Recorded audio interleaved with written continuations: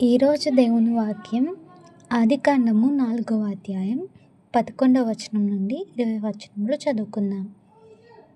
కావున నీ తమ్ముని రక్తమును నీ చేతిలో నుండి పుచ్చుకొనుటకు నోరు తెరిచిన ఈ నేల మీద ఉండకుండా నీవు శపింపబడిన వాడవు. నీవు నేలను సేదపరచినప్పుడు అది తన సారమును ఇక మీదట నీకియ్యదు. నీవు భూమి మీద దిగులు పడుచు దేశదిమ్మరివై ఉందు అనెను. అందుకు కయ్యేను, నా దోష శిక్షణ నేను భరింపలేనంత గొప్పది. నేడు ఈ ప్రదేశం నుండి నన్ను వెళ్ళగొట్టితివి.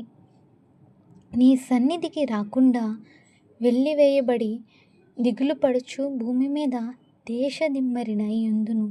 కావున నన్ను కనుగొనువాడెవడో వాడు నన్ను చంపునని యెహోవాతో అనెను.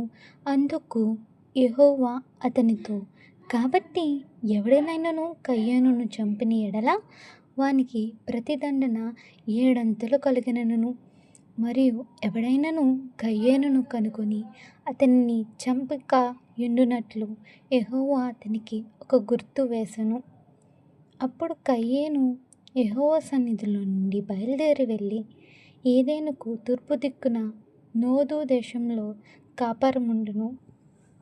కయ్యేను తన భార్యను కూడినప్పుడు ఆమె గర్భవతి అయి హానోకును కనెను.